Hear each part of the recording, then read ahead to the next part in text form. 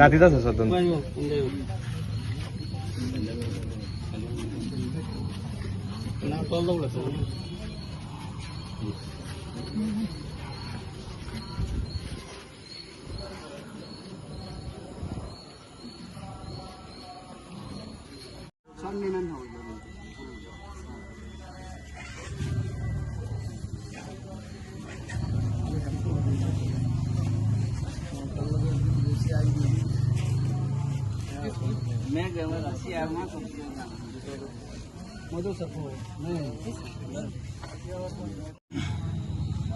আজি সন্ধিয়াৰ আগতে বজাৰ কৰিব আহি খবৰটো পাই মৰ্মান্তিক দুখ পাইছোঁ। ভাষাৰে প্ৰকাশ কৰিব নোৱাৰা অৱস্থা হৈছে। বেদনাসিক্ত শৰীৰে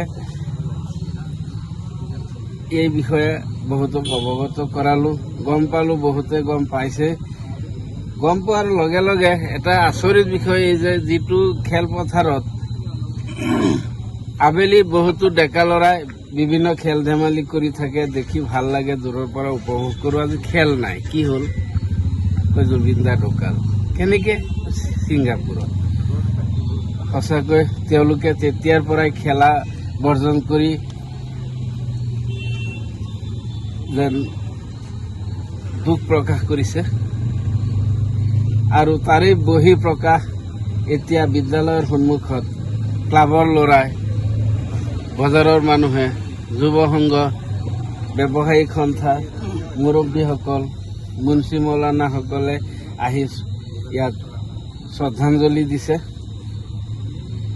তেওঁ আছিল একতাৰ প্ৰতীক। তেওঁৰ মনত কোনো ভেদভাৱ নাছিল, কোনো জাতি প্ৰথা নাছিল। তেওঁৰ সংগীত জগতত তেওঁ আছিল এক উজ্জ্বল ৰত্ন। ছিংগাপুৰত যেন এই নক্ষত্ৰ খহি পৰিল আৰু পৃথিৱীখন যেন অন্ধকাৰাচ্ছন্ন হৈ পৰিল। অসমৰ লগতে গোটেই ভাৰতবৰ্ষৰ যি অপূৰণীয় ক্ষতি হ'ল, সেয়া হয়তো কোনোদিন পূৰণ নহ'ব। জুবিন দা আজিৰ পৰা আমাৰ মাজৰ পৰা নাই।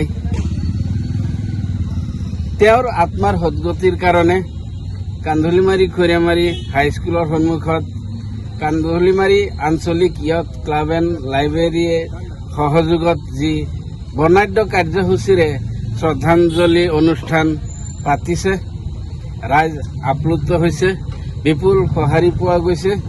বেদনাসিক্ত মন লৈ সকলো মানুহ আহিছে। আজি কাৰো মুখত হাঁহি নাই। হয়তো কিমান দিনলৈকে বেজাৰ মুখ আমি দেখিব লাগে, এয়া কেৱল সংগীতপ্ৰেমী মানুহসকলে জানে। আমাৰ কান্ধুলিমাৰী অঞ্চলত আৰু পাৰ্শ্বৱৰ্তী অঞ্চলত তেওঁৰ ভক্ত বেছি আছিল। আমি জুবিনদাৰ ভক্তপ্ৰাণ ৰাইজে আমাৰ যি অমূল্য সম্পদ হেৰুৱালোঁ, সেয়া কোনোদিন হয়তো পূৰণ নহ'ব। গতিকে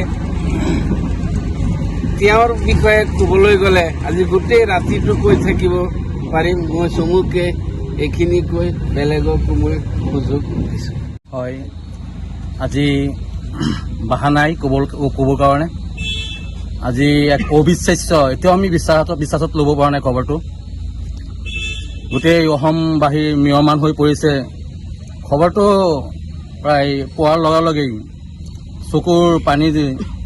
চকুৰ পানী ওলাই গ'ল, চকু দি নিগুৰি চকুলো বৈ আহিল। গতিকে প্ৰাণৰ শিল্পীগৰাকী, মৰমৰ শিল্পীগৰাকী ইমান এইটো বয়সতে যে গুচি যাব আমি মানি ল'ব পৰা নাই, বিশ্বাসত এতিয়াও ল'ব পৰা নাই। আমাৰ সাৰ্থক অসমৰ এগৰাকী লিজেণ্ড। গতিকে জুবিন গাৰ্গক আমি বিদায় দিব নোৱাৰি।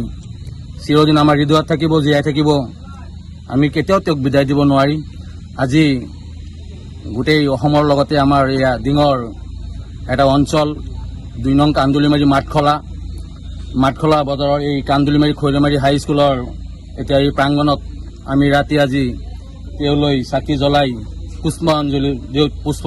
পুষ্পাঞ্জলি দি পেলাই তেওঁলৈ আমি সমূহ অঞ্চলবাসী তেওঁলৈ শ্ৰদ্ধা নিবেদন কৰিছোঁ। তেওঁক আমি চিৰবিদায় দিব নোৱাৰি, আমাৰ মাজত থাকিব। কিন্তু য'তেই থাকে জুবিন দা যাতে কুশলে থাকে, ভালে থাকে, ভগৱানে তেওঁক শান্তিত যাতে ৰাখে। আজি আমাৰ এই অঞ্চলৰ বৃহত্তৰ অঞ্চলৰ আমাৰ কান্ধুলিমাৰী খৰিয়ামাৰী হাইস্কুল তথা আমাৰ কান্ধুলিমাৰী আঞ্চলিক আমচু, Kandulimari youth club and library, Kandulimari শৈক্ষিক জাগৰণ মঞ্চ, কান্দুলিমাৰী বজাৰ সমিতি, অন্যান্য কেইবাটাও ব্যক্তিগত কান্দুলিমাৰী জাতীয় বিদ্যালয়, কান্দুলিমাৰী জ্ঞান দৰ্শন বিদ্যাপীঠ, অন্যান্য কেইবাটাও সংগঠন তথা আমাৰ এই অঞ্চলৰ যি সংবাদদাতা আজি মিয়মান, আমি সকলোৱে মিয়মান। এই অঞ্চলৰ যুৱক ডেকা বুঢ়া সকলোৱে আজি আমি শোকস্তব্ধ, আমি বিশ্বাসত ল'ব পৰা নাই। অসমৰ এনেকুৱা এগৰাকী লিজেণ্ড, দ্বিতীয় জুবিন আৰু অসমত জন্ম হ'ব বুলি আমি ক'ব নোৱাৰি, আৰু বোধহয় এনেকুৱা দ্বিতীয় জুবিন আৰু নহ'ব পাৰোঁ। তেওঁ মানৱ দৰিদ্ৰ আছিল। তেওঁৰ গানসমূহ আমাৰ চংছ অন হিউমেনিটি, মানৱ দৰিদ্ৰ গীত আছিল। তেখেতৰ অন্তৰত কোনো জাতিভেদ নাছিল। তেখেত মানুহক ভাল পাইছিল, মানুহৰ সৈতেও গান গাইছিল। আজি অসমৰ প্ৰতিগৰাকী অসমীয়াৰ লগতে অসমৰ প্ৰতিগৰাকী মুছলমান আজি মিয়মান, কাৰণ তেওঁ মানুহৰ গান গাইছিল। তেওঁ কোনো বৰ্ণবাদী, কোনো জাতিভেদ প্ৰথা ভাল পোৱা নাছিল। গতিকে অন্যান্য আজি অসমীয়াৰ লগতে অসমৰ প্ৰতিগৰাকী মুছলমান যুৱক যুৱতী ডেকা বুঢ়া সকলোৱে আজি চকুলো বহি গৈছে, নিগৰি গৈছে। আজি এতিয়াও খবৰটো বিশ্বাসত ল'ব পৰা নাই, যেন মিৰাকুল হৈ পৰা খবৰটো মিছা হৈ যাওক, এই খবৰটো মিছা হৈ যাওক, এনেকৈ এটা ছাৰপ্ৰাইজ যাতে আমি পাওঁ। কিন্তু জুবিন গাৰ্গক অন্যান্য ঠাইৰ লগতে আমিও যি দেখিছোঁ, আজি সেয়া ৰাতি এই 6:30 বজাত আমি তেওঁলৈ 6 বজাত 6:30 বজাত এনেকুৱা সময় হ'ব, আমি তেওঁলৈ পুষ্পাঞ্জলি জনাই আমাৰ শ্ৰদ্ধা নিবেদন কৰিছোঁ। চিৰদিন জুবিন দা আমাৰ মাজত থাকিব, আমাৰ লিজেণ্ড আমাৰ অন্তৰত জীয়াই থাকিব। আমি তেখেতক বিদায় দিব নোৱাৰি। আমাৰ হাৰ্থোক তেখেতৰ বহুত অপূৰণীয় ক্ষতি হৈ গ'ল, আৰু বহুত জুবিন দাই আৰু বহুত সৃষ্টি কৰিব লগা আছিল।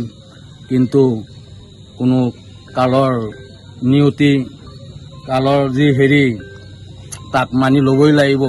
এক কঠিন শিলত অঁকা এক শিল্প ভাস্কৰ্য, কঠিন শিলত অঁকা এটি শিল্প ভাস্কৰ্য আমি মানি ল'বই লাগিব। জুবিন দা য'তেই থাকক, শান্তিৰে থাকক, সুখেৰে থাকক, ভগৱানে তোক শান্তিৰে ৰাখক, আৰু প্ৰতিগৰাকী অসমীয়াৰ অন্তৰত চিৰদিন জুবিন দা জীয়াই থাকিব।